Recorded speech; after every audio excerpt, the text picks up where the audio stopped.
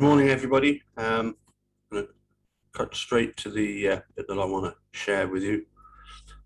This is a little bit of the documentary that I took a little clip of earlier today.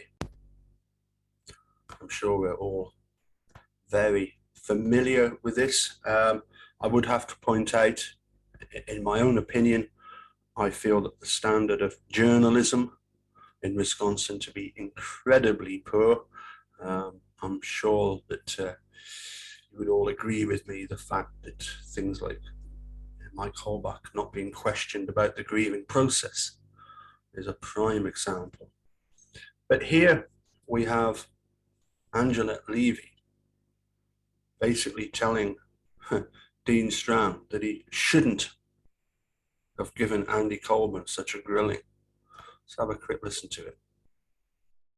Andy Colburn was out there for quite some time today. This is a gentleman who I think has been a law enforcement officer for 13 years. He puts on a uniform, a badge, and a gun every day and goes to work and tries to do his best.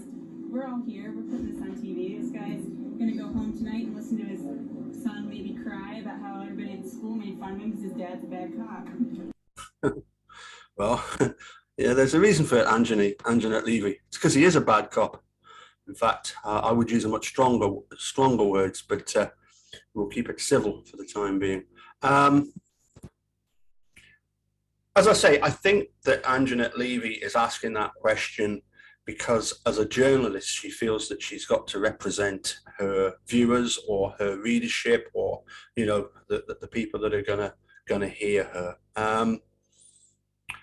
We know, of course, that Angela Levy was very good friends with Rob Bellin, and you know, Rob Bellin was the talking head that they used, the lawyer that they used to try and analyse the case. Just turn this down a bit. Oh, that's Mark saying yes, he's going to catch up with us tomorrow, so that's good. Yes, so we know that Angela Levy is not as bad a guilty, if you like, as Emily Matasek. In fact, I think Angela Levy is more on Steve's side. But then when you see all the journalists gathering around like moths around a flame when Ken Kratz does his awful press conference at the 7th Circuit building, so you get the impression that maybe for some of the journalists, they're just having to try and ask questions from the point of view of the people that they are serving as their audience. Anyway, what was it that caused Angela Levy to say that, you know, he's going to have his son crying because people are going to be making fun of Andy Colburn as being a bad cop?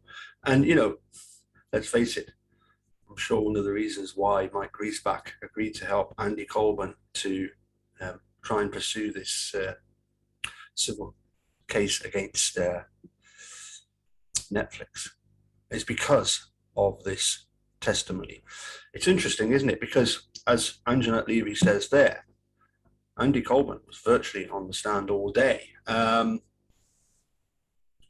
And of course, from the filmmaker's point of view, isn't it interesting that they've got hundreds and hundreds of hours of footage? And when you watch Making a Murderer, you have to realize that, you know, they have been very, very careful in what they've selected in order to make the documentary. You know, they can't put everything in. And I feel that there was quite a lot missing in the documentary that you need to look at about what Dean Strachan really does take the mick, if you like, out of Andy Colburn, and justifiably so. You know, let's have a look at this. You know, I mean, Andy Colburn. You know, I've not got the clip about the. Does that crop up? I think that actually crops up. Let's read through it. Let's read through it.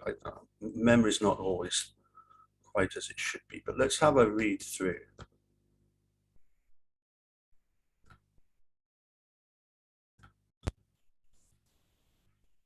Okay, so Ken Kratz.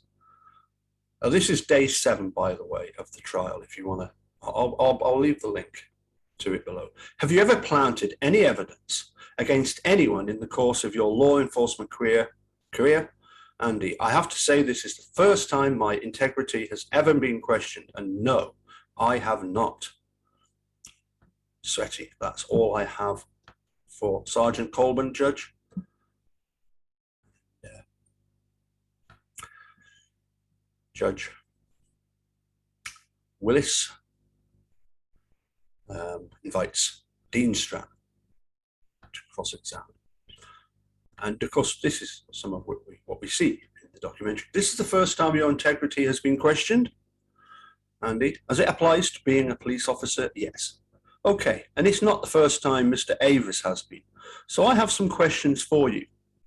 You were, in November of 2005, in the Road Patrol Division of the Manitowoc County Sheriff's Department. Answer, yes, sir. You were a sergeant in that division. Yes, sir. Were there other sergeants in that division? Yes, sir. How many? Answer, there's 1 lieutenant and 2 sergeants assigned per shift. There's 3 shifts. We're looking at 6 sergeants, 3 lieutenants. Your shift particularly was noon to 8 p.m. Yes, sir. That made you the assistant shift commander as opposed to the other sergeant. Yes, sir. And the shift commander himself, when the lieutenant had a day off? Yes, sir. The Road Patrol Division does exactly that. It patrols the roads of Manitowoc County. Yes, sir. Typically in marked squad cars. Yes, sir. Speeding and other traffic law enforcement. Yes, sir. Calls for help from citizens, a variety of calls. Yes, sir. You might be the first to respond to a domestic violence call, let's say. Yes, sir. You might respond to a flat tire on the side of the road. Yes, sir. So, you know, as I've said all along, Andy Colburn is not a corrupt cop all the time. But this particular case of Steve's has brought out the worst in him. Yes, sir. This division, during the noon to 8 o'clock shift, back in, let's say, November 2005, had approximately how many officers out on the road during that noon to 8 shift? Well, I believe that 4 or 5 officers came to the shift commander. Roughly, yes, sir. I understand. And the shift commander had some administrative duties, but also had some road patrol duties. Yes, sir. Collection of evidence was not typically a duty of the road patrol division. Oh, yes, it is. That is, some members of the Road Patrol Division may be trained in the collection of evidence, correct? Correct. Just as some members of the other divisions of the Manitowoc County Sheriff's Department may have special training as evidence technicians or in evidence collection. Correct. The Sheriff's Department includes as one of its divisions or bureaus, units, if you will, an investigative unit. Yes, and along with the assassination unit that Kenny Peterson was happy to tell us about. Yes, sir. To make it easier, both patrol and investigations are assigned to the Operations Division of the Manitowoc County Sheriff's Department. Very well, thank you. But they are separate units within the Operations Division. Yes, sir. You have been trained in evidence collection as a technician. Yes, sir. That went back to, I think, 1997. Yes, sir. That was something for which you volunteered. Yes. You were accepted, or someone accepted your offer, and you got some special training. Yes, sir. One of the people from whom you got that special training is seated right over there. Second to my right at the back. True? Question from Andy. Evidence tech training? Yes. No, sir. Didn't get that kind of training from Special Agent Fassbender? No, I did not. What training did you get from Special Agent Fassbender? I'm talking about well before November 2005 now. Answer. Eventually we get there. Special Agent Fassbender was my DAT, which is Defense and Arrest Tactics instructor during the Recruit Academy at Fox Valley Tech. All right. Having nothing directly to do with evidence collection. That's correct, sir. So it wasn't Tom Fassbender that taught you to be so violent with a cabinet that it broke apart. That's interesting. Okay. But you went through a recruit academy? Yes, sir. As do all police recruits or candidate officers? Yes, sir. How long did that academy last? Answer, it was 400 hours when I went through the academy, 10 weeks roughly. Roughly 10 weeks full time? Yes, sir. All right. We'll come back to that a little bit later in a different context.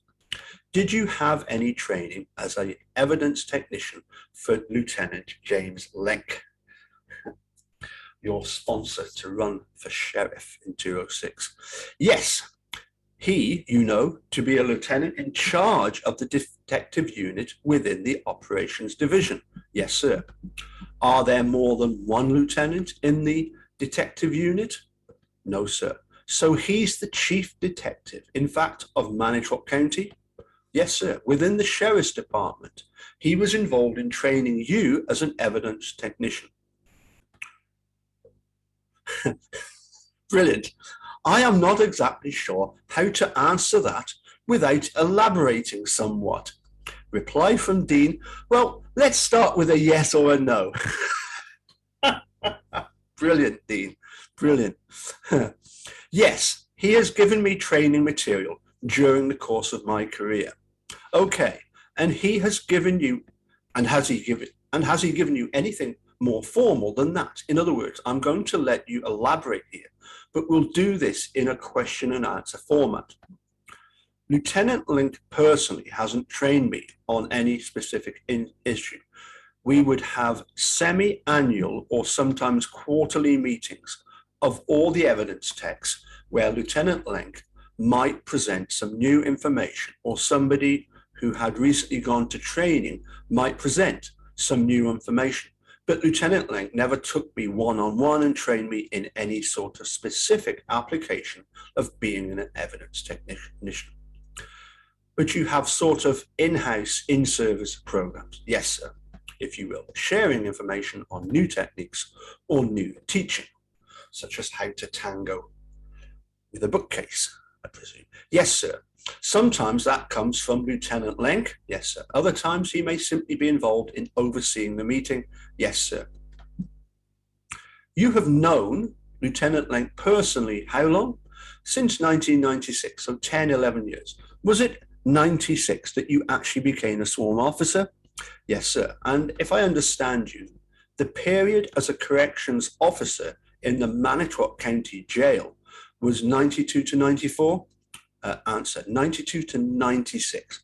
I'm sorry, then I misunderstood you. You went directly from the jail to the recruit academy and then as a sworn officer? Yes, sir. It was 1996 then when you joined the department as a sworn officer that you met the man who is now Lieutenant Link? Yes, sir. He, at that time, was also in the road unit or the road patrol unit? Yes, sir. You became friendly with Lieutenant Link? Yes.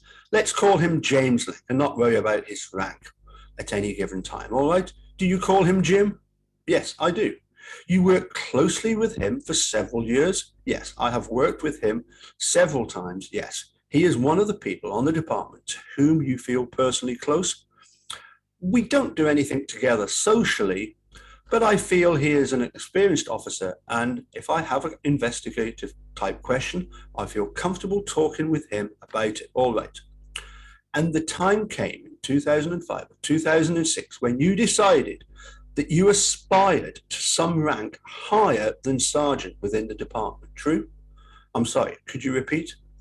That the time came in 2005 or perhaps in 2006, I don't know when, but at some point, certainly before the elections in 2006, you began to aspire to a rank higher than sergeant in your department. Yes. You decided to run for sheriff, that's correct, against Robert Herman, who, without any prompting from me, came out and said that there were no hard feelings with Andy Colburn, and then went on to explain that the pair of them had run for sheriff. I hadn't even asked him that question. That's correct. Of Manitowoc County, that is correct. Another officer within the department at the same time also was running for sheriff in the same 2006 election? Yes. Robert Herman, yes. That created a situation in which two officers from the same department were running against each other. What made you think you could take on a much higher ranking officer in Robert Herman? There was some tension, at least in that situation. Are you talking about in 2006 last summer? Well, whenever the campaign began to heat up. Answer: I don't really think the campaign ever got heated, but I don't really feel any tension. Okay, but one of the things you both were interested in doing, and the other gentleman, is a man named Robert Herman, correct? Yes. The brother of Todd Herman? Yes. One of the things that you and Robert Herman both did was sort of see who would support you and who might support the other fellow in the race for sheriff. No. Canvassing. You didn't do any canvassing whatsoever. Oh, no. Weren't interested. Who was on your side? No, I wasn't bothered. Did you know whether Lieutenant Lenk was on your side? It gets even worse. I have no idea how Lieutenant Lenk voted during the sheriff's campaign. I would hope that he supported me, but it wouldn't change my feeling one iota if he didn't. Okay, I understand that, but how long was it between the time you declared your candidacy publicly and the time of the election?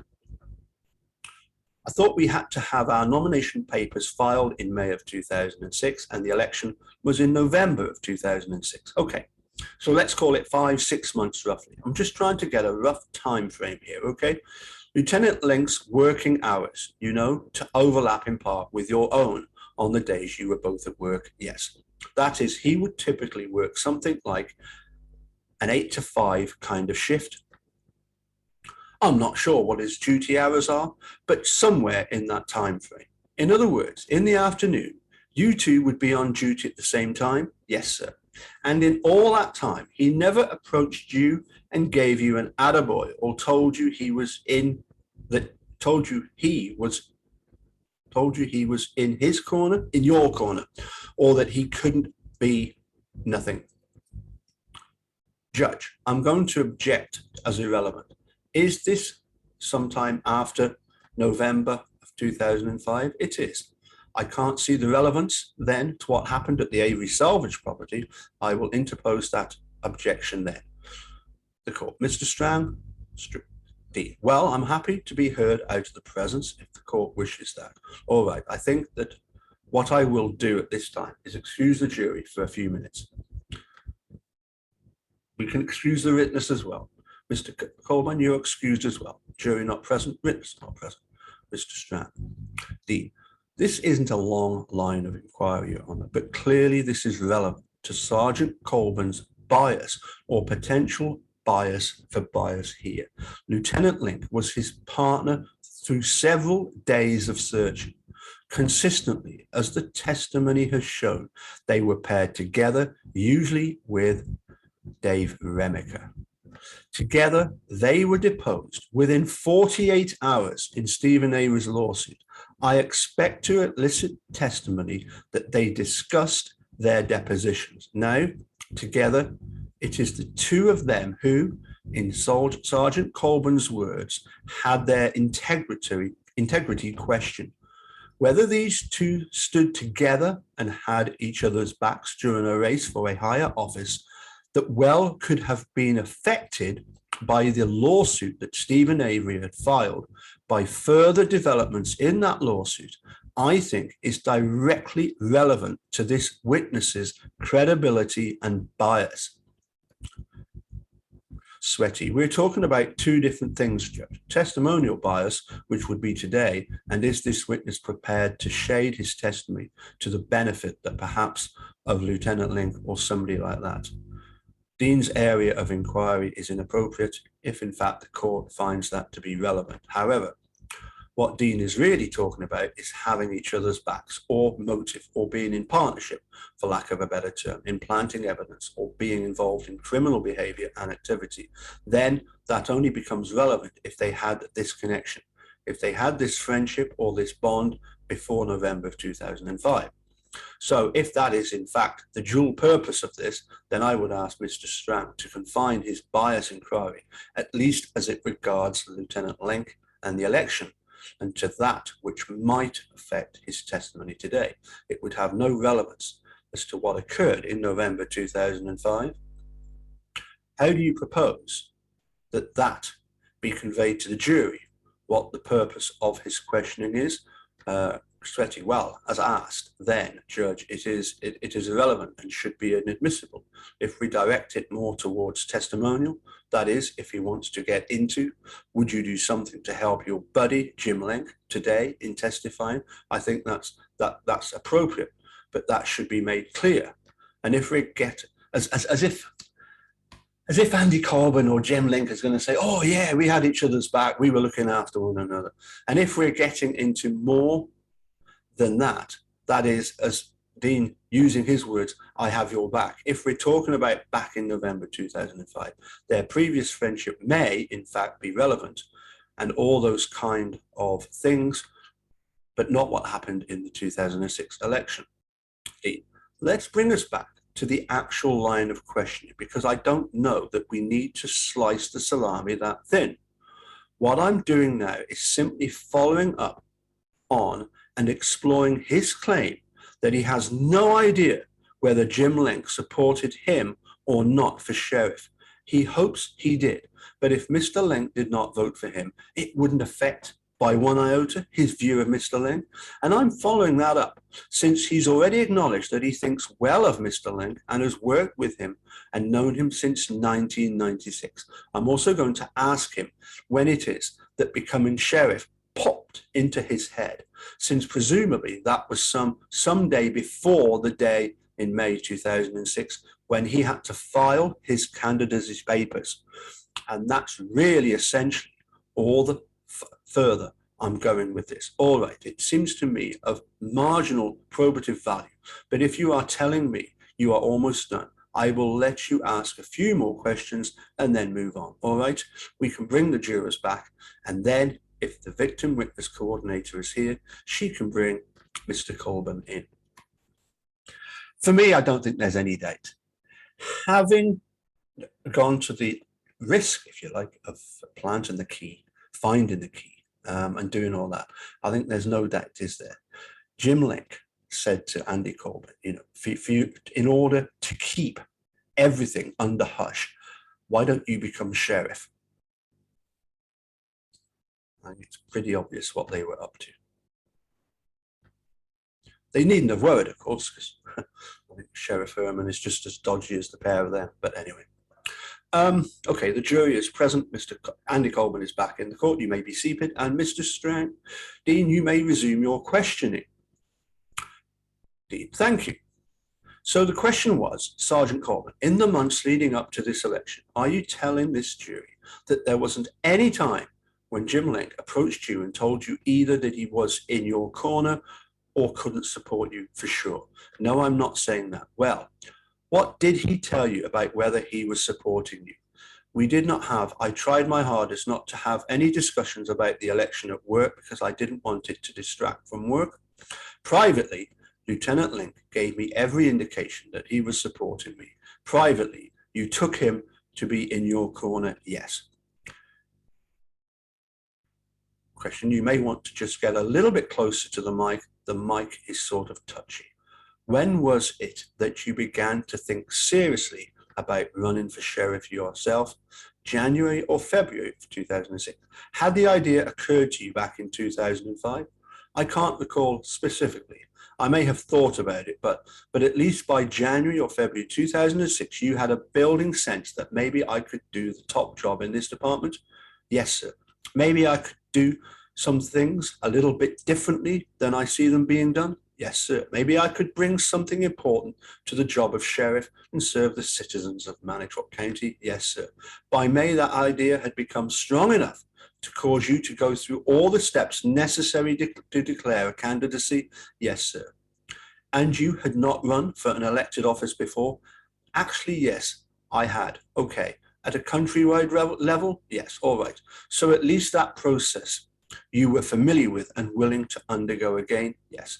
Knocking on doors, speaking at Lions clubs, dinners, that kind of thing? Yes, sir. Now, it was, I think, October 13, 2005, in specific, in which your deposition was taken in Mr. Avery's lawsuit? Yes, sir. Was this the first time you had ever had your deposition taken? Yes, sir. New experience for you? Yes. You were not so much asked to attend a deposition as you were the recipient of a subpoena to do so. I believe so. Yes, sir. That deposition process involved being sworn, same oath you took today, essentially. Yes, sir. But in a conference room or library of a lawyer's office. Yes, sir. You were questioned by Mr. Avery's lawyers at that deposition? Yes, sir. You sat across the table from Steve himself that day, October 13, 2005.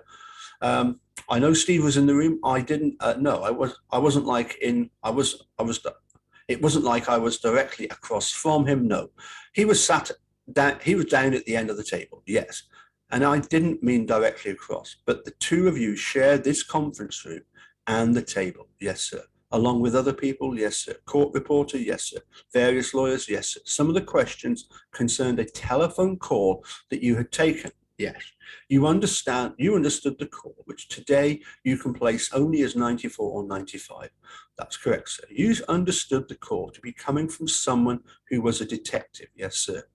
Detective with a law enforcement agency. Yes.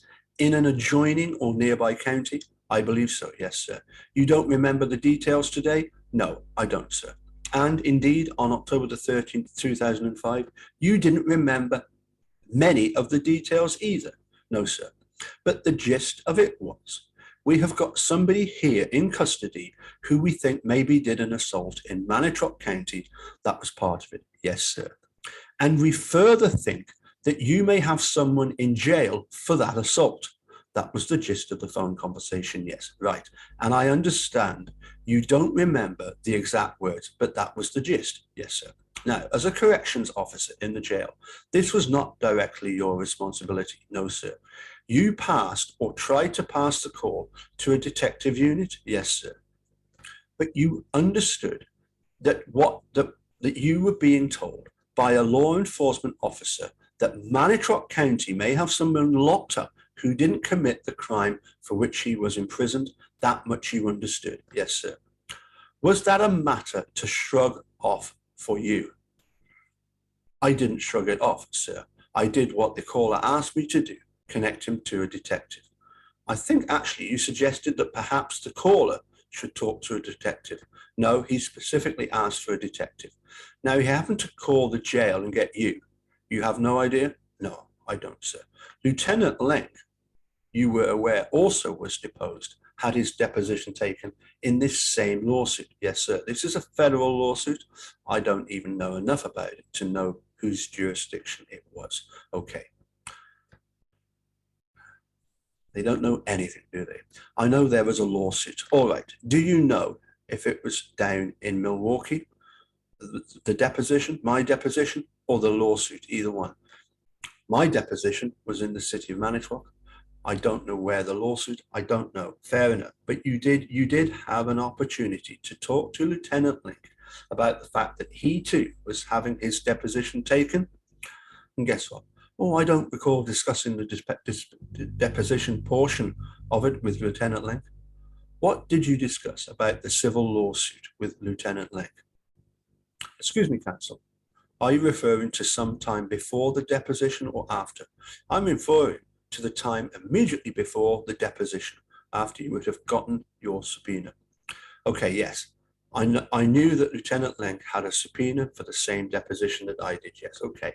And I'm not interested in the content of your conversation, which probably would be hearsay, but the two of you established that one another had subpoenas for depositions in that lawsuit. Yes, sir. And again, without going into the content, shortly after your depositions were taken, the two of you talked about the fact that your depositions had been taken. Not really, not beyond the fact of, you know, did you go on the day that you were supposed to? Yes. And that was pretty much it. Aye, right. Okay, fair enough. Did you have any concern that you would be added as a defendant in that lawsuit? I don't know if concern is the correct word. I know I expressed that I didn't have any knowledge of that case. I wasn't a Manitowoc County resident at that time. My question, though, was whether you had concern, the thought crossed your mind, that you might be added as a defendant in that civil lawsuit? Answer, yes. The thought crossed my mind that I might be added as a defendant. You had never been the defendant in a lawsuit before? Not that I recall, no. Do you think you would recall? I would think, but this isn't something you were relishing, no. How do you think having been a defendant in Mr. Avery's lawsuit for his wrongful conviction would have affected your prospects in the race for sheriff? Sweaty, objection, speculation. Did you consider that? Look, Willis, just a second. I'm going to sustain the objection. Dean, did you consider the prospect of an effect on your race for sheriff if you were added to the lawsuit? No, I didn't, sir. I would like to shift off the lawsuit and talk to you about reports.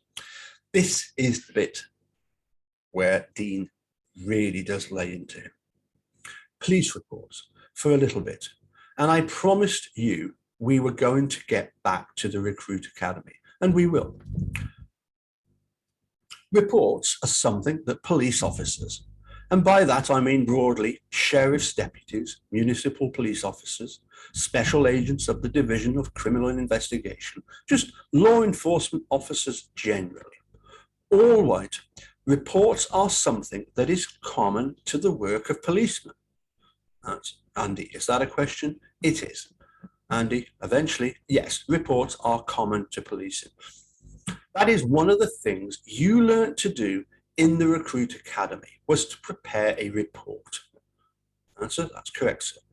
It is a regular routine in policing to prepare reports of your activities as they bear on a criminal investigation. Yes, sir. You were taught in the academy the basics of how to prepare such a report. Yes, sir. Reports have several purposes, I guess.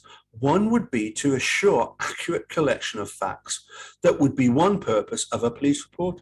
Yes, sir. Another purpose would be to set down on paper your memories before they begin to fade. Yes, sir. A third purpose would be to allow others in the department to benefit from knowing what facts you had learned or steps you had taken in an investigation. Answer, that I don't know. Sometimes reports are confidential and no other officers view them. Sometimes, but let's expand on that. In any sort of a larger jurisdiction, let's use Manitowoc County, the Sheriff's Department, policing is a 24-hour-a-day business. Yes, sir. 365 days a year. Yes, sir. That is, there may be very small towns that have only a part-time police officer, constable, police department, correct? Yes, sir. But with the Manitowoc County Sheriff's Department, it's around the clock, 24/7, 365. Yes, sir. Obviously, no single officer can work 24 hours, 7 days a week, so you divide the day into shifts. That's correct, sir. A criminal investigation that happens to begin on one shift may be carried over on another. Yes, that's possible. Officers who actually don't work the same shift may be working on the same investigation. Yes, sir. Witnesses may have to be interviewed, and their working hours may require officers who work on the late shift or the overnight shift to conduct the interview. Correct. So by preparing reports, officers on one shift can share their information with officers on the other shifts. Absolutely. And in this sense, there is a collective benefit that allows the department to continue its criminal investigative duties around the clock. Yes, sir. Yet another purpose of police reports is to report upward to supervisors what it is you are doing. Yes, sir. Reports typically are reviewed by supervisors. Yes, they are. For accuracy, yes. For thoroughness, yes. For completeness, yes. Preparing reports is something that a thorough police officer does. Yes. Preparing reports is something that a police officer should do in a timely fashion. True, yes. Because again, one of the first purposes is to get the facts down on paper accurately while they are fresh in your mind. Yes, sir. And preparing reports in a timely and thorough way is something that a fair police officer does, isn't it? I would imagine, yes, sir. That is, you want the report to be objective, yes. Accurate in the sense fair and factually correct, yes. Not tilted or biased in any fashion, correct. The idea is to lay out the facts and see where they lead, yes, sir. You prepare reports then, and as they go up the stream for a supervisor's review, the supervisor typically will sign off or indicate approval in some fashion, yes, sir. Or may send the report back for further work, yes, sir. You are a supervisor yourself in the road patrol unit. Yes, sir. You fill this function.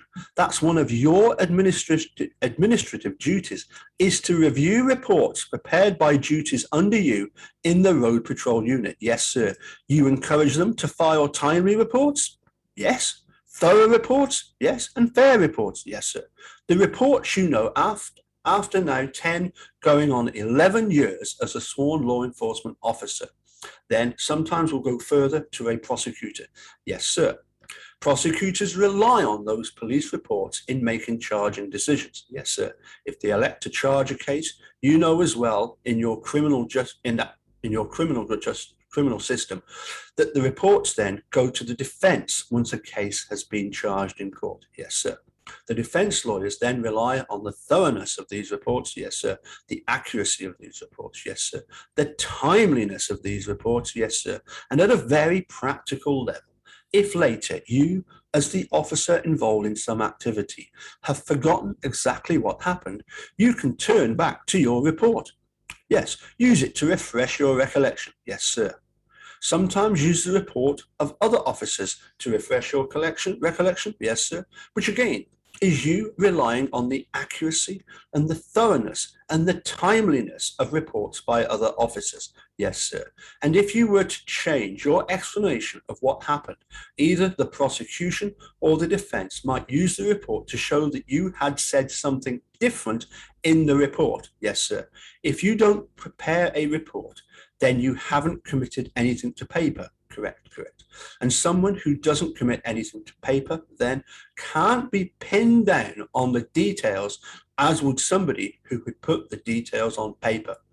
Okay, I mean, that makes sense. Makes sense to you? Now, let's go to this investigation. The activities concerning this investigation, are you with me? Yes, sir. November 3rd, 2005, when you learnt from Mr. Wiegert that Teresa Holbert was missing, was just about exactly to the day, 3 weeks after your deposition in Stephen Avery's lawsuit. Yes, sir. You were the shift commander that day, as we have established. Yes, sir. You learned about Miss Holbert being missing at about what time? Somewhere between 6:30 and 7:30. You were scheduled to get off shift at 8. Yes, sir. Nearing the end of your day. Yes, sir. As shift commander, you could have assigned anyone in road patrol to go out to the address on Avery Road. Yes.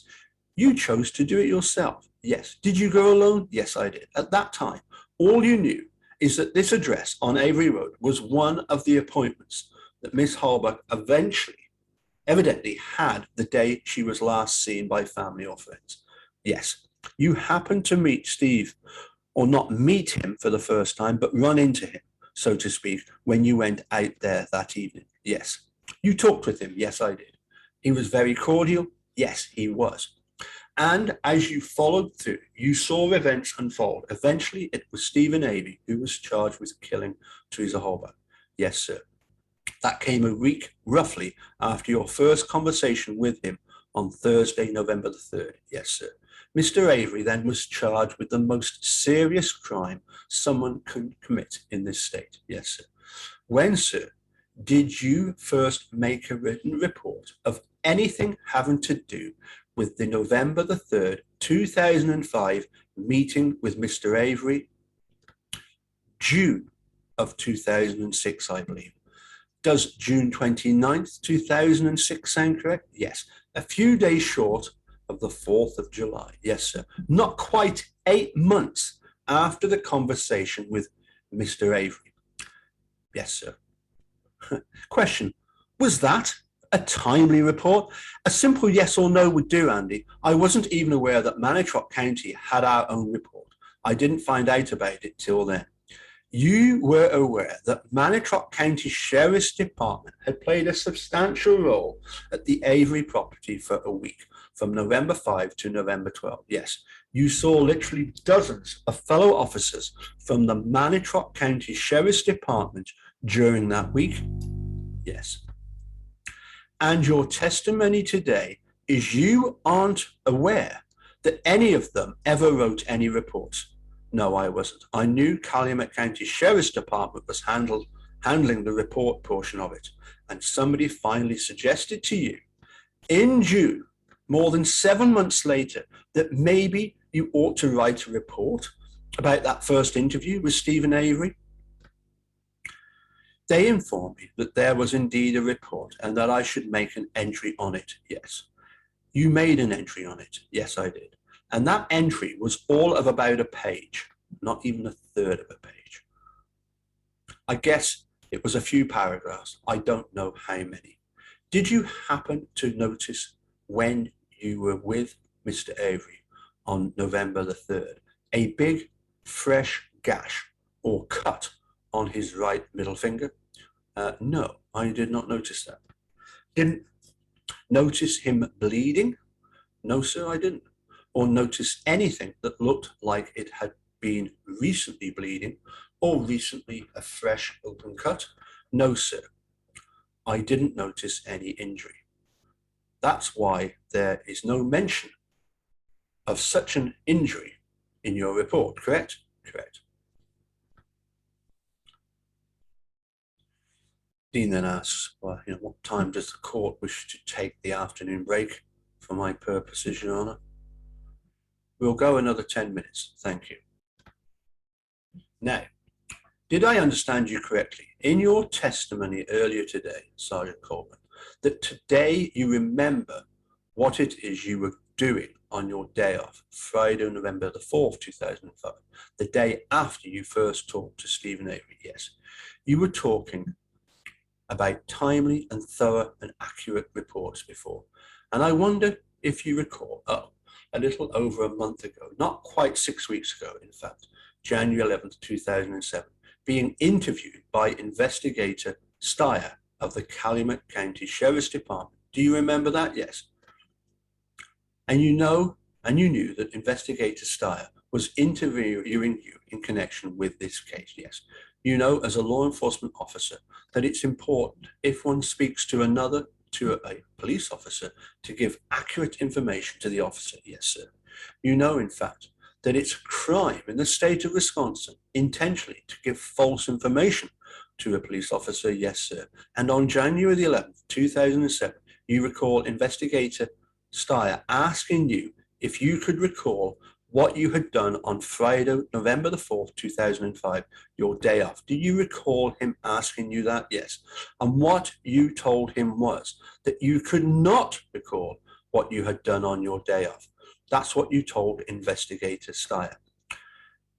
Yes, at that precise second that he asked me, I could not recall anything that I had done on that day. You recalled later? Yes. How convenient. And when, sir? When did you call up Investigator Steyer and say, I'm sorry, I was wrong. I now remember what I did on my day off Friday, November 4th, 2005? Answer, I didn't call Investigator Steyer. One of the things the road patrol officers under your supervision frequently do is look for cars that appear out of place. Yes, sir. Or if they made a traffic stop, they will inquire about the license plate or the registration plates on an automobile. Yes, sir. And they will call into dispatch and give the dispatcher the license plates number of a car they have stopped, or a car that looks out of place for some reason, correct? Yes, sir. And the dispatcher, very quickly these days, with his or her computer screen, can get information about to whom a license plate is registered. Yes, sir. Also, the dispatcher can give you, right over the phone or the radio, the information about what car the license plate is registered to. Yes, sir. This is useful so that you know who you may be approaching if there's a driver in the car that's stopped. Yes, sir. It's also useful to know whether the license plate appears to be on the car for which it is registered. Yes, sir. If the car is abandoned or there's nobody in the car, the registration tells you who the owner is. Yes, sir. Are you the only Andy, to your knowledge, in the Manitowoc County Sheriff's Department? The only officer with the first name Andy? Yes. No, I'm not. All right. I'm going to ask you to listen, if you would, to a short phone call. And I will ask you first if you are the Andy speaking. All right. Okay. Kratz. Judge, before counsel does this, could we have it identified as to the date and time? Absolutely. I will do the best I can. In fact, I should mark it. This is a CD-ROM that we obtained from, or a copy of the CD-ROM that we obtained from Manitowoc County Sheriff's Department, Exhibit 212. Thank you. For counsel's benefit, this will be track 3. All I'm told by the Sheriff's Department that these calls between November is that these are calls between November the 3rd and November the 12th. They didn't want to assign, dates to them. Judge, we don't know when. What he is about to play then is within a 9-day period. If the witness made the call, I'm going to ask him when he made the call. All right, go ahead. Manitowoc County Sheriff's Department, this is Lynn. Hi, Andy. Can you run Sam William Henry at 582, see if it comes back to Sam William Henry 852? Let me just stop it right there. In fact, I'm going to go back because it was so soft at the beginning. Manitowoc County Sheriff's Department, this is Lynn. Lynn, hi, Andy. Can you run, is that you? It sounds like me. I believe it's me. Okay, I'll Sam William Henry 580, see if it comes back to Lynn. Hi, Andy. Can you run Sam William Henry 582, see if it comes back to Sam William Henry 582, I inaudible. All righty. You speak any Spanish there, Andy? I just a call at the top of the list is my on call, didn't call me back. If I want to get in trouble, Andy, I get in trouble. What am I supposed to do? Well, my favorite one is in the city of Manitowoc, okay? Shows that she's a missing person and it lists Teresa Hallback, all set. Okay, is that what you're looking for, Andy? 99 Toyota? Yep. Okay, thank you. You're so welcome. Bye-bye. Okay, that's the entire call. Hands up. That's your voice. Yes, I believe that's my voice, yes. When did you make that phone call inquiry about a license plate? I don't know. Do you have any recollection of making that phone call? It would have had to have been 3rd of November, or I'm guessing the 3rd of November. Okay, but let's establish this first. Do you remember making the call? No, not really, no. What you're talking the dispatcher, whose name is Lynn, is to run a plate that Sam William Henry 580. Did I hear that correctly? Yes, sir. Sam William Henry is a phonetic code that law enforcement officers use because sometimes it's hard to tell just a letter over the radio. Yes, sir. Sam William Henry would be SWH 582. Yes.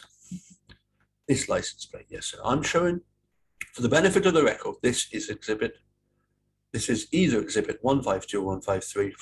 It's on the plate itself. This one happens to be 153. And the dispatcher tells you that the plate comes back to a missing person or woman. Yes, sir. Teresa Hallback. Mispronounces the last name, but you recognize the name. Yes, sir. And then you tell the dispatcher, oh, 99 Toyota. Andy, no, I thought she told me that. Manitowoc County Sheriff's Department, this is Lynn. Lynn, hi Andy. Can you run Sam William Henry 582? See what it comes back to? Sam William Henry 582. All righty. Do you speak any Spanish there, Andy? I just got a call that the top of my list is my on-call, didn't call me back. If I want to get in trouble, Andy, I get in trouble. What am I supposed to do? Well, my favorite one is in the city of Manitowoc. Okay, shows that she's a missing person and it lists Teresa Hallback. All set. Okay, that's what we're all looking for, Andy. And Andy says, 99 Toyota? Yeah, okay, thank you. You are so welcome. Bye-bye. Actually, you who suggests this is a 99 Toyota. Andy, I asked if it was a 99 Toyota, yes. And the dispatcher confirmed that, yes. Were you looking at these plates when you called them in? No, sir. And your best guess is that you called them in on November the 3rd, 2005. Yes, probably after I received a phone call from Investigator Wiegand letting me know that there was a missing person. Investigator Uyghur, did he give you the license plates number for Teresa Holbach when he called you? I don't remember the entire content of our conversation, but obviously he must have, because I was asking the dispatcher to run the plate for me. Did you not trust that Investigator Uyghur got the number right? I don't. That's just the way I would have done it. I don't. It's not a trust or distrust issue. Am I right to move to a different area, Your Honour? All right, we'll take our afternoon break at this time. Members of the jury, do not discuss the case during the break, and we'll resume in about 15 minutes. The court. Counsel, you should report back a little before 3 o'clock. Dean, thank you. Mr. Strang, you may resume cross-examination. So as you sit here today, Sergeant Colburn, you don't recall whether Investigator Regan gave you Miss Holbach's telephone number when he called you that Thursday evening? He never asked me anything about a telephone number, but you think he must have given you her license plate number. Did I say telephone number? Yes, you did. I'm sorry. I apologize. What I mean is, you don't recall, as you sit here today, whether Uyghur gave you Teresa Holbach's license plate number when he called you on November the 3rd. No, I just don't remember the exact content of our conversation then. But he had to have given it to me because I wouldn't have had the number any other way. Well, and you can understand how someone listening to that might think that you were calling in a license plate that you were looking at on the back end of a 1990 Toyota.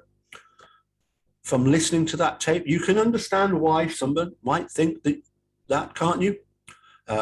Sweaty, it's a conclusion, Judge. He's conveying the problems to the jury. I agree. The objection is sustained. This court sounded like hundreds of other license plate or registration checks you have done through dispatch before. Yes, but there's no way you should have been looking at Teresa Holbach's license plate on November the 3rd on the back end of a 1990 Toyota. Sweaty, asked and answered, Your Honour. He's already said he didn't and was not looking at the license plate. Let Andy speak for himself. Dean, there's no way you should have been, is there? I shouldn't have been, and I was not looking at the license plates. Because you are aware now that the first time that Toyota was reported found was 2 days later on November the 5th. Yes, sir. You were aware that it was found without its license plates. Yes, sir. You are aware that the license plates weren't reported found until November the 8th. Yes, sir. Now, you spent a good bit of your time, your working hours at least, between November the 5th and November the 9th at the salvage yard. Yes, sir. You were asked on direct examination if you remembered when you first arrived on Saturday, November the 5th at that property. Do you recall that? Yes, sir. And if I heard you correctly, which you said is you thought somewhere between 5 and 5:15. That's what I thought, yes. Is that your recollection as you sit here now? Yes. Okay, now, that's a question that you have been asked at a prior hearing in this case, correct? Yes. Back on August the 9th, 2006, you testified at a hearing, yes. And on August 9th, 2006, you were asked the following question and gave this answer. Question, okay. Now, moving on to Saturday, November the 5th. Can you tell me what time you arrived at the Avery property? And your answer was, sometime between 6 and 6:30 in the evening. And I will show you the transcript. Is that the question you were asked and the answer you gave on August the 9th? Yes, it is. Now, since then, you have had a chance to get prepared to testify for this trial. Yes, sir. One of the things you have had the benefit of doing is sitting down with the gentleman to my right at the prosecution table. Yes, sir. And they ran through some of the areas they expect to cover with you in your testimony. Yes, sir. You did not have the benefit of doing that on or shortly before August the 9th, 2006. Yes, I did. Actually, we did it on 29th of June 06, the date you previously mentioned. Okay, 5 or 6 weeks earlier. Yes, sir. Specifically, have you had a chance, though, since August the 9th, to look at the log sheet for November the 5th, 2000 at the Avery property? I have not. How is it that your memory improved or changed and that you now think it was between 5 and 5:15 that you arrived, not 6 or 6:30? I don't know. I did review my time cards for that day period, and I saw what time I was on duty. So when I answered Mr. Kratz's question, I don't think it would have taken me from 6 or 6:30 to get there. Okay. So it's not so much that you actually remember now, it's just that you have spent some time trying to reconstruct time from your house and when you got the call and what your time records show. Yes, okay. And we have got Exhibit 142 in evidence, and I would say today you did pretty well. I will show you Exhibit 142. I have got it open to the page where I think you will find yourself signing in. Is that right? Yes, sir. 512? Yes, sir. That would be the sign in out by the command post. True? I don't know. I have never seen this form before today. That's what it looks like. Well, the question really is, where do you remember logging in? I thought we logged in out by Avery Road, 147. But if you say it's by the command post, that could be. No. It wasn't there. Avery Road and 147, in other words, even further out from the command post. Yes, sir. To get anywhere near the property, you had to log in. Yes, sir. All right. 512, you log in. Yes, sir. Do you recall now whether Jim Link was there when you arrived? I don't know if he was there or came later. I don't know. Okay. And you do know that you logged out with him and Remika that evening. Do you recall that? Yes, sir. And indeed, we can see that if you flip forward a couple, 3 pages, can you find where you have logged out? Yes, sir. The 3 of you, Lenk, Colburn, Remika, log out. Another log out at 10:41. Yes, sir. Now, you were, as I say, spending most of your working hours out there, somewhere on the Avery property, from November the 5th through at least November the 9th. Yes, sir. You, as you told us already, you went into Stephen Avery's trailer a number of different times during those several days. Yes, sir. You said on direct examination that, at least initially, you still viewed this as a missing persons case. Yes, sir. You also knew that by the time you entered Mr. Avery's trailer on 7:30 on Saturday, November the 5th, you were doing so with a search warrant. Yes, a search warrant in which a fellow law enforcement officer had sworn that you were looking for evidence of murder. Murder, among other things. I don't know what the content of the search warrant was or how they obtained it. Search warrants, though, you do know, are used in criminal investigations. Yes, sir. Not in missing person investigations.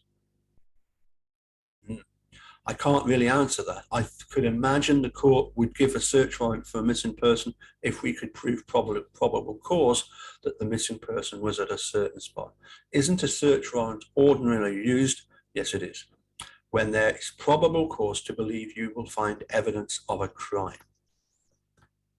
Yes, it is. All right. And you were looking for evidence of a crime beginning on the evening of November the 5th, true? Yes, sir.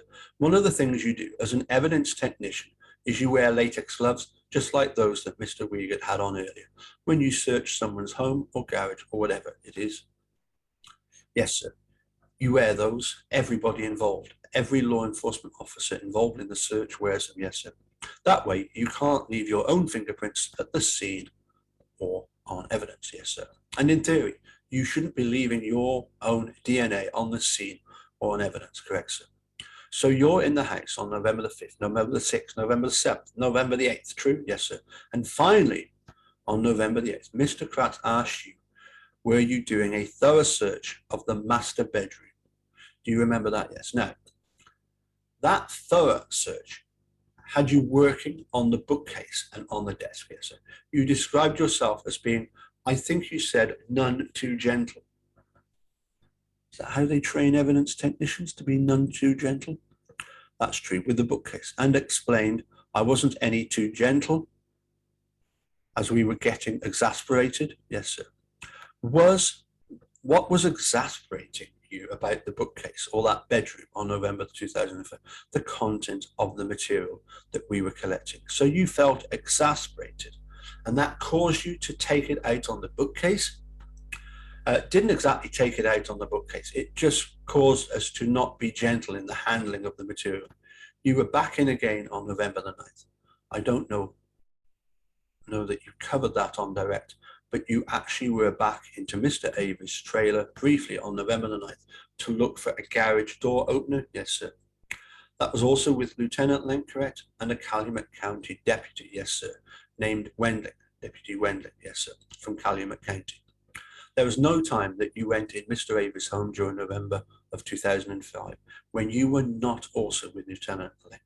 Not that I recall. No time that you went into Steve's garage when Lieutenant Link was not also with you. Not that I recall. This case you would describe as the largest investigation which you personally had participated as a law enforcement officer. Yes, sir. Some of the lengthiest searches, if we take November the 5th through November the 9th as a whole, in which you have participated, yes, sir, led to very serious charges against Mr. Avery, yes, sir. You now know that the law enforcement agencies involved, principally Calumet Sheriff's Department and the Divisional Criminal Investigation, have generated hundreds or thousands of pages of police reports, yes, sir. Your total contribution to those reports is what? A little bit under half a page as of November the 8th, 2005. That's correct, sir. And then about another page as of June 29, 2006, correct. The report that you filed on or shortly after November the 8th, 2005 makes no mention of the Toyota key. That's correct. Would you like to see it? No, I believe you. In fact, the only thing you discuss in your report is that on November the 8th, 2005, you were using these cotton swabs, about which we have all heard a lot, and distilled water to collect some blood spots in the bathroom and laundry room of Mr. Avery's trailer. Yes, sir. Were there things that you did not want to commit to paper in a report? And of course, I must just point out that distilled water rehydrates dried blood. It's more than possible that the blood was wiped up by somebody who was smoking in Steve's trailer on the 4th, but it's also just as possible that the blood was applied using distilled water.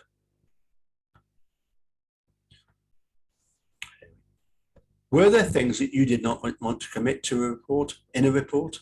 No, sir. And it all began, I guess, your involvement in this investigation began that Thursday night, November the 3rd? Yes, sir. And that's the report that we established you wrote more than nearly 8 months later. That is, it was almost 8 months after that conversation with Stephen Avery, the first conversation with him in this investigation, that you wrote down what you say he said to you back on November the 3rd. Yes, sir. Did you have any rough notes, notepad, anything to work off when you wrote that report in the heat of June? No, I did not, sir. Well, about 8 months. But then again, while we're on Stephen Avery and your reports about him, that phone call, the phone call you took way back in 94, 95, when you were working in the jail, the phone call where a detective from another agency told you you may have the wrong guy in jail, that one? Yeah. Did you ever write a report about that? No, sir. Well, actually you did, didn't you, you lying git? It was about 8 years later, wasn't it? I wrote a statement on it, yes, sir. You wrote a statement after Sheriff Peterson suggested maybe you should, yes, sir. You wrote that statement in 2003 about the 1994-95 telephone call, yes. You wrote that statement in 2003, the day after Steve finally walked out of prison. Guess what? Oh, I don't know what day Steve was released from prison. It's not something we would have talked about in the Sheriff's Department. I wrote, but I wrote that statement in 2003, September the 12th, 2003, sound right? I said, I don't know the date that I wrote the statement, but I know it was in 2003. Well, I think you do know the date you wrote it, and I'm happy to show it to you. I will mark it for identification. What do you know? What do you know as Exhibit 213? That's the statement I wrote after speaking with Sheriff Peterson. What's the date of your statement? September the 12th, 2003. Do you remember that now as the day, do you remember that now as the day after Stephen Avery finally walked out a free man? So I already said, I don't know what day he got released. That's all I have. Perhaps. I do have an issue outside the presence of the jury judge. I asked that I help to be heard. All right, this time, we'll excuse the jurors. I think the witness should be excused as well. All right, Mr. Colburn, you may step outside. Thank you, Judge. As this court may know, this was a cross-examination which was much anticipated. It was the subject of a great deal of pre-trial litigation.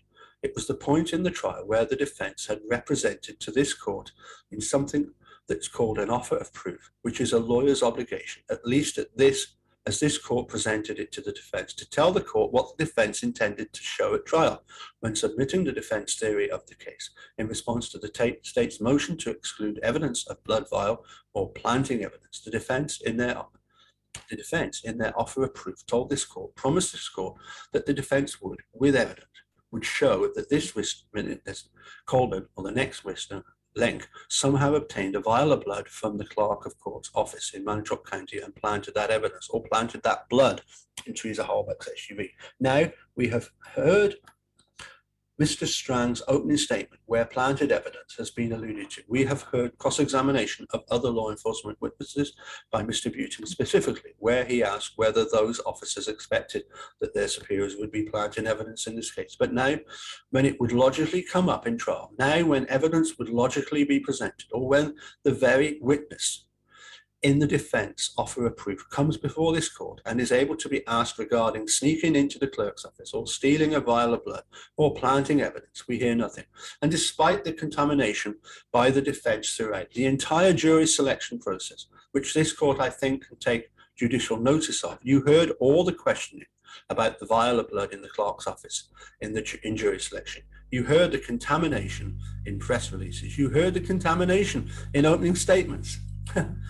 Hot kettle black, perhaps. Now, for the first time, when evidence should be placed into the record, or at least placed into this particular case, we hear nothing. And so, Judge, I'm asking for alternative direction or rulings from the court. First, if the defense is abandoning their planting evidence theory, the state needs to know that, and we need to know that now.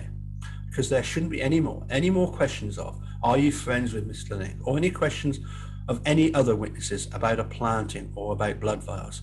If they intend not to honour their offer of proof, if the defence now intends not to, as they told this court in response to the state's motion to exclude this very evidence, that they would prove that evidence from the clerk's office by way of vial of blood would be brought into this case. If they do, in fact, that is, if the defence does in fact intend to abandon that defence, then I will be asking for curative instructions of this jury at this time, that up to this point in the trial, they should disregard Mr. Strang's opening statement when he talked about further evidence of planting evidence of any other witnesses that have been asked about planting evidence or any reference at all to blood vial type evidence. If in fact I'm mistaken, if I am jumping the gun, if you will, if this is all going to be Lieutenant Link now rather than Sergeant Colburn, then I am happy to be the first one to stand corrected. But if this defense is going to be abandoned before I redirect this particular witness, the state is entitled to that ruling and we're entitled to that information. Mr. Strang, I will stand on the written materials we made. We tendered to the court and filed with respect to the proffer of evidence and reasonable inferences from evidence as to the blood vial. I will stand on the transcript that our capable court reporter has made of my opening statement and simply note that while he means no inaccuracy and he is simply trying to give the court a summary, Mr. Kratz's description of our written materials and my opening statement are not exactly correct, and I will simply stand on them rather than characterize them. Second, just by the way, we haven't gotten to the defense case in chief yet at all. We're in the prosecution case in chief. So all of this at some level would be wildly premature. But beyond that, to confront it most directly, I'm idealistic. I'm certainly naive at times, but I am not so naive to think that someone who may have planted blood evidence, who may have been involved in planting a key, would come into this courtroom and simply, because asked under oath, did you do it? Say, oh yes, I did it. For goodness sake, we are not going to have a Perry Mason moment here. We will at some point have to establish the existence of the blood vial in the clerk's office and its state of being there, so to speak. And that could be done in the defense case in chief. It could be done on cross-examination in the state's case in chief, if the opportunity should present itself with an appropriate witness. But I do not expect anyone, Leng, Colburn, anyone else, to make any admission that they would see in the Perry Mason show on the witness stand. And the suggestion that we should be held to getting one from such a witness is preposterous. It strains credulity. This jury will be asked in the end by both sides to rely on reasonable inferences and common sense and on all of the evidence. So I don't think there's any relief to be granted at the moment, and there's no point in discussing now what reasonable inferences may be available at this point, since neither the jury nor the parties know what the whole of the evidence will be when the evidence is closed. Mr. Kratz, anything else? I'm sure, Judge, just one moment, if you could. I appreciate Dean's response, Judge. And when Dean and I believe I wrote these words down correctly, we will establish the blood vial in the clerk's office, perhaps not through these witnesses, but it is what I have heard, that they are not abandoning that defence. That was my concern, because there's nothing that requires Dean or you, Jerry, to keep planting these little nuggets, if you will, and then when the defence part comes, from them saying defence rest or saying now we have abandoned it, when there is further contamination to the jury. What a hypocrite. That's our concern, Judge. We're able to meet this defence, and we intend to meet this defence, but we have to do that in good faith reliance upon pre-trial rulings of the court, by pre-trial representations by the defence as to where this trial is going, so that we don't interrupt the flow of this case. I don't want to object every time I hear the word planting. I don't want to reject every time I hear the word, are you friends with Lieutenant Leng, or anything that might go down that road. In fact, the defence intends to, as their offer of proof indicates, to prove that up at some point, or to embrace that as one of their defences. And I know that's a clumsy term, and with my apology to Dean, but I still believe that we're entitled to know that. We're entitled to, at some point, before there is further contamination, if in fact this defence is going to be abandoned at some point. The state is entitled to know that. That was my point in putting it on the record at this very moment before I proceed with my redirect examination. I don't know what the defence disagrees. I don't know that the defence disagrees that if they should abandon that defence, that would entitle to some notice. But I don't understand the defence to be saying that they are abandoning that defence. The court is right on both counts. And this, as you know, I would like to know too, whether the state is abandoning the false imprisonment charge. But until we at least get to the point where the state rests its case in chief, that's all premature. And I understand Sweaty's concerns. I don't know that if we were abandoning any defence, that I would have done the same cross-examination, or for that matter, that Mr. Colburn would have been called on direct at all. What I would, just as a final point, Judge, I would ask then that before the state rests, before the state concludes its part of the case, that we be allowed a hearing, that we be allowed an opportunity on an admissibility hearing, or to meet what at least has been presented at this point. We have heard about vials of blood. We have heard, the jury has at least heard substantially during the voir dire process about a vial of blood in the clerk's office. We don't have, obviously, any results from the FBI at this particular point. Oh, don't worry, they'll make it up in next to no time. But if and when we do get those, I know that there is some disagreement as to what's rebuttal evidence and can rebuttal or reply evidence, but put in even in the state's case in chief. Because if the defense technically wouldn't call one single witness and the state relied upon the defense representation that they intend to put this in, and the defense changed their mind, we would be precluded from meeting the challenges, or at least meeting the assertions that they have made up to this point. So perhaps more by way of prediction, between now and the close of the state's case, we will be asking for a hearing on this very issue.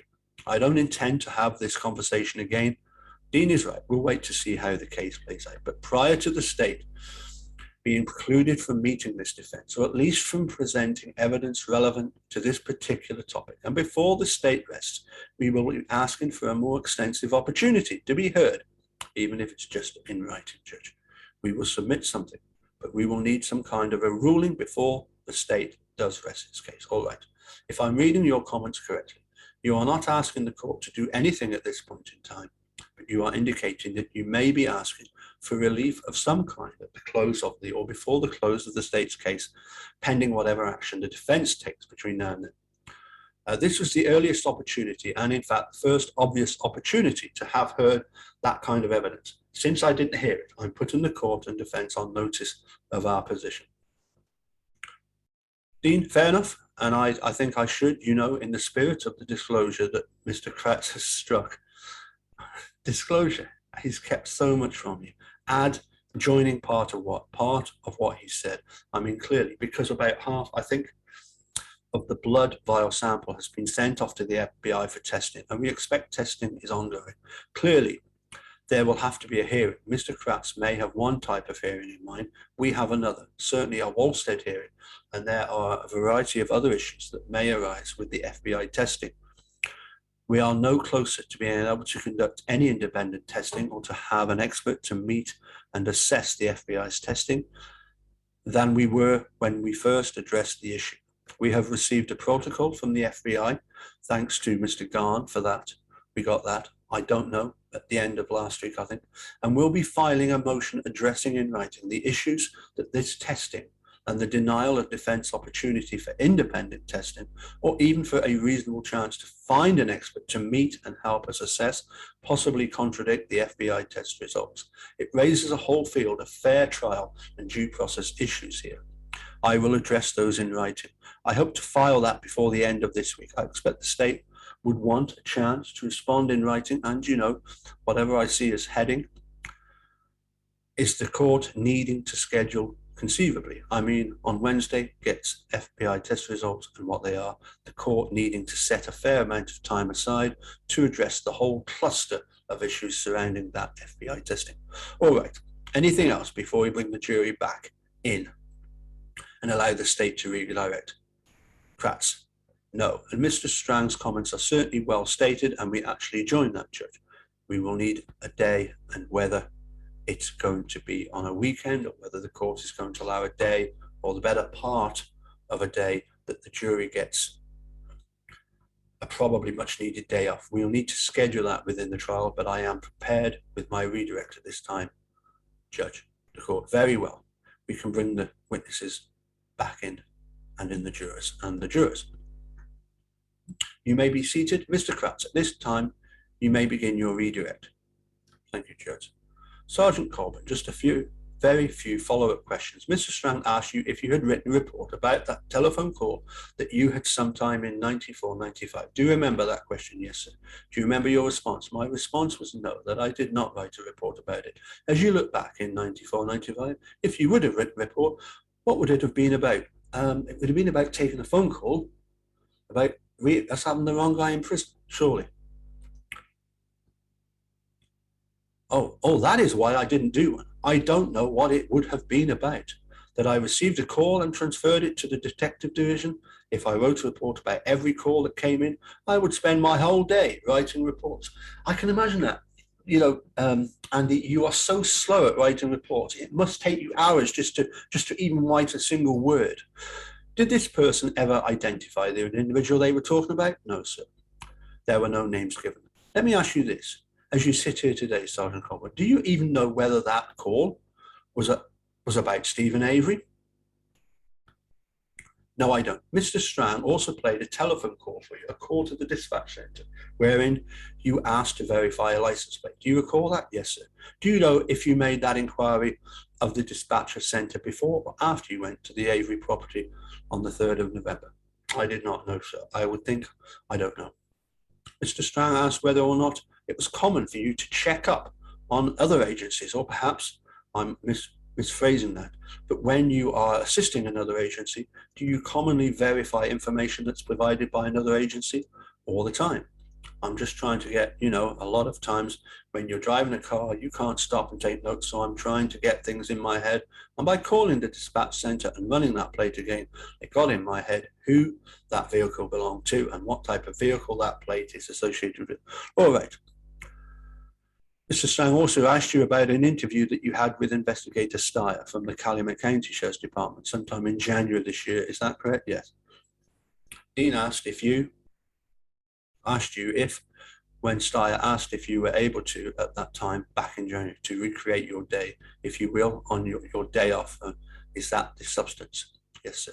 And in January, we're able to do that? No, sir. Have you since been asked to recreate or to re-examine your comings and goings on the 4th of November? Yes, sir.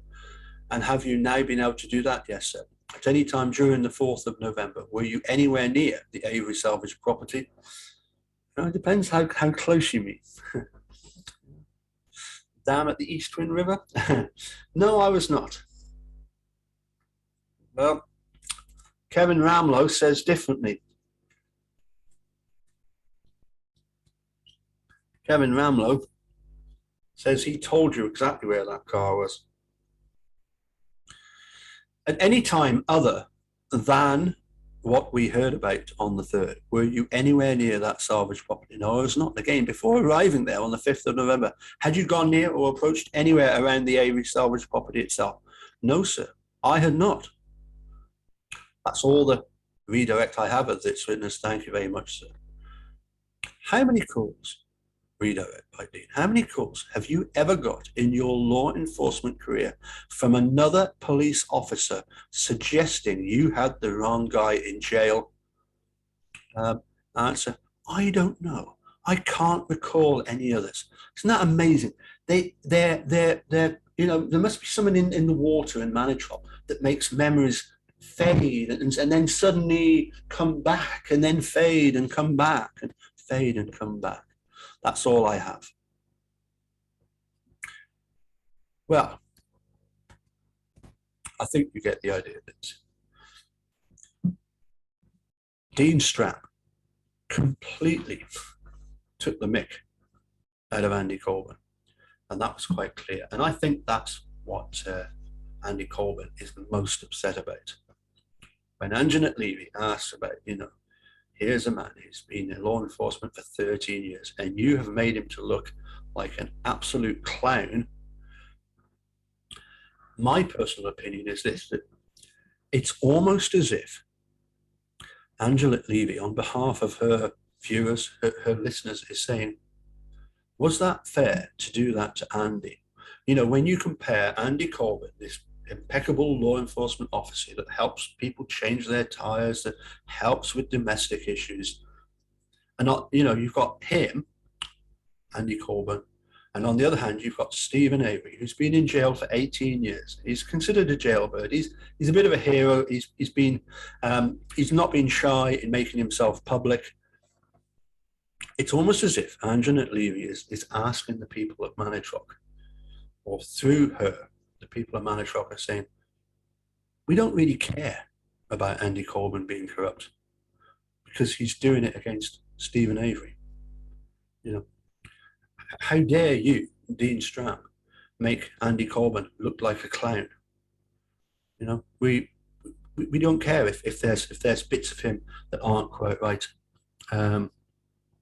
That's certainly the impression I get anyway. Hope you've enjoyed reading through the whole of Dean Strang's cross-examination of Andy Colburn.